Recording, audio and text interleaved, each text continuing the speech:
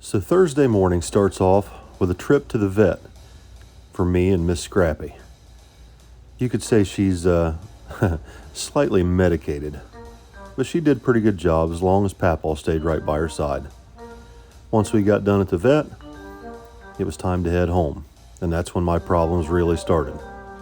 Coming through an S-curve in town, someone cut the turn a little too short, clipped my mirror, and blew the driver's side window out of my dually.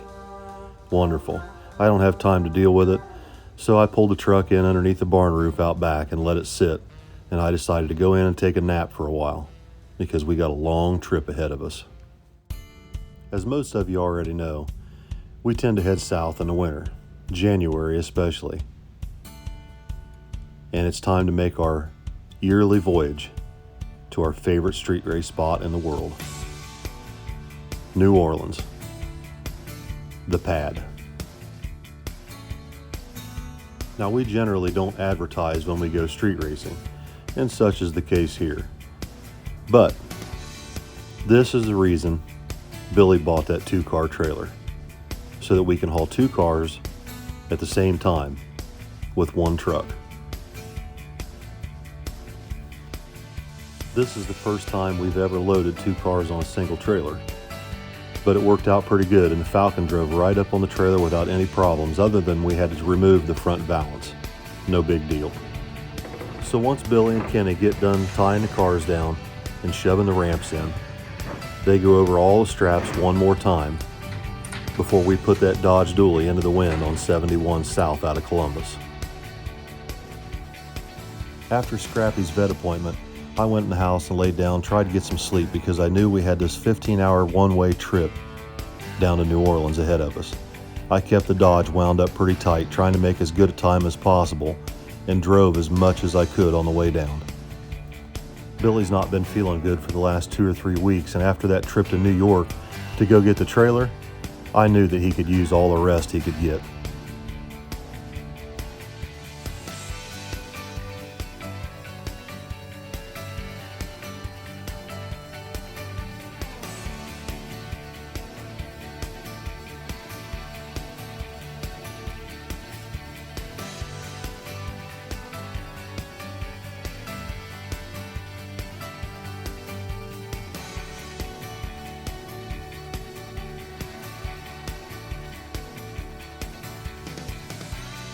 I had held up pretty good on the way down, driving all but 1 tank of fuel. But by the time we got into Alabama, I was getting pretty tired. I jumped out of the truck, checked the straps one more time, went over everything, but I decided to let Billy drive from that point on, and I was going to try and get a little bit of rest. What seemed like just a few minutes later, I woke up to a Mississippi sunrise.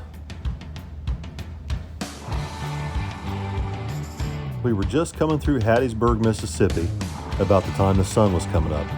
And Hattiesburg is the home of the one and only Mr. Bobby Ducote. In all honesty, this trip that we make down to the Pad at least once a year has begun to be more like a homecoming for us. The Pad is our favorite street race spot in the entire world. Obviously, we like coming down here, right? New Orleans is the place for street racing. But this 15-hour trip one way from Ohio is definitely tough.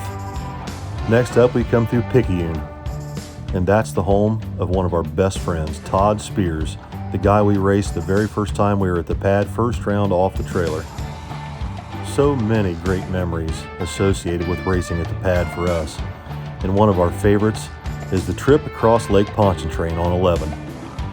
This big bridge that crosses Lake Pontchartrain is always a great photo op, and Tommy never misses an opportunity to get a couple good shots.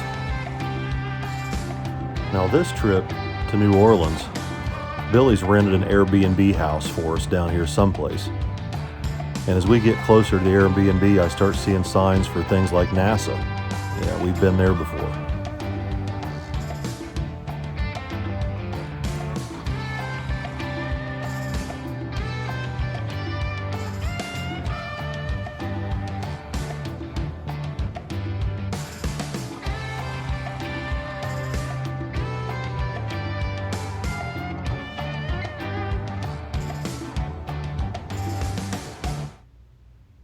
We get within 15 minutes of our Airbnb, and Billy can't take it anymore. Oh my God. Listen, I have to pee. I can't hold it any longer. This brings me back memories when he shit himself.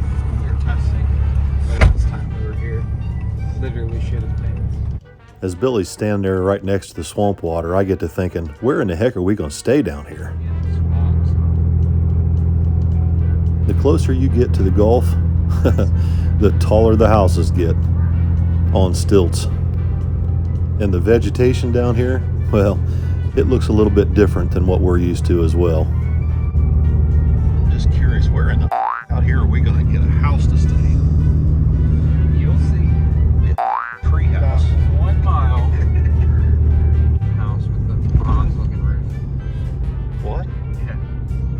When I first saw this place, I couldn't hardly believe my eyes. It's literally 2 stories up on stilts, right on the Gulf. But it does have a nice spot to park across the street. I went straight in the house, laid on the bed, and passed out. I was done.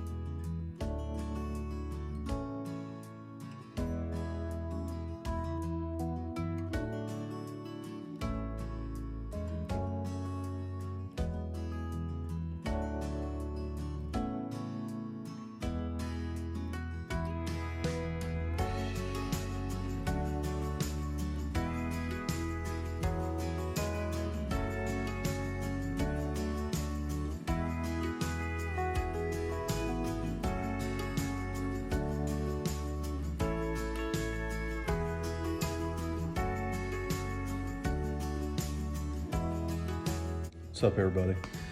So, Billy and Rob went to go get something to eat for everybody. I think they're going to bring back Pizza Hut. At least that's what they said when they left. I just got done taking a shower and shaving. Bless my wife, she hooked me up. She packed everything I needed, and I am tip-top. I'm so thankful to be here. I'm having a really good time with the kids. We've had a really good trip so far. Tommy and Allison are still asleep back there. They're pretty tuckered out. So chip draw is in the morning, and I believe it's pretty early. I'm not exactly sure what time it is, but Limpy's here, and I'm sure he'll be live tomorrow. So you won't see this before the race, but hopefully everybody gets to watch and hang out at home and have a good time. And hopefully everybody has a nice, safe New Year's weekend.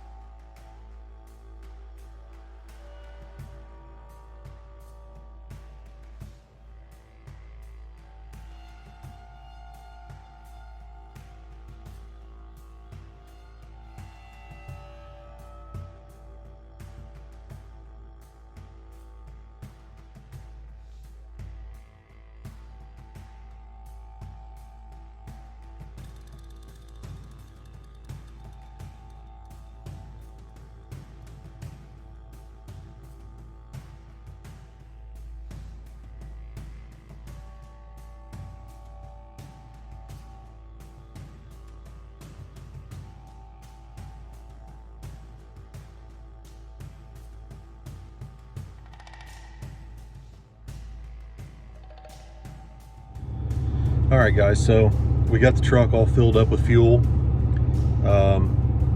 and we've got the truck parked at a good spot so that we would be one of the first people out of the lot after the driver's meeting. The reason that is important is that because Allison has to film, and she has to film not only the action on the track, but sometimes what's going on in the pits with the kids. So